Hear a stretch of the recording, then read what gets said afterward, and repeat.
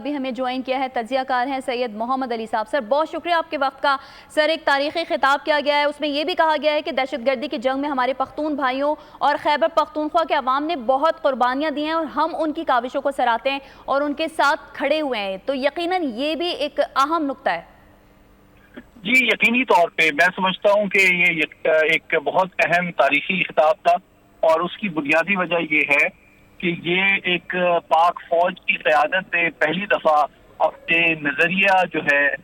اس کو بالکل علماء اکرام کے سامنے واضح کیا ہے کہ جو ملک دشمن عناصر اسلام کے عالمگیر نظریے کو ڈسٹارٹ کر کے مس کر کے پاکستانیوں کے دلوں میں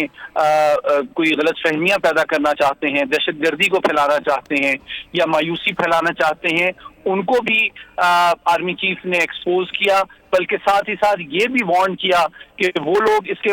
جو متبادل اور متصادم نظریہ ہے جو کہ مغرب زدہ حلقے ہیں پاکستان کے اندر، جو کہ پاکستان کے مسائل کا حل جو ہے وہ مغربی نظریات اور انداز زندگی میں دیکھتے ہیں، ان کے سامنے بھی یہ واضح کر دیا کہ پاکستان جو ہے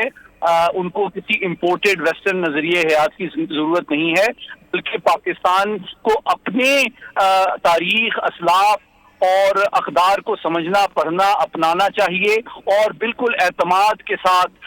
دلیل کے ساتھ اس کو ملک کے اندر اور باہر پروٹیکٹ اور پروموٹ بھی کرنا چاہیے. دوسری بات یہ کہ پاکستان کے اسلام اور پاکستان کا جو دشمن ہے اس میں کوئی فرق نہیں ہے. جو پاکستان کا دشمن ہے کیونکہ پاکستان اسلام کے نام پہ بنا ہے، تو جو شخص بھی پاکستان کو کمزور کرنے کی کوشش کرتا ہے اس کے لیے ایک بہت بڑی مثال ہے جو کہ لوگ دعویٰ کر رہے تھے کہ دو قومی نظریہ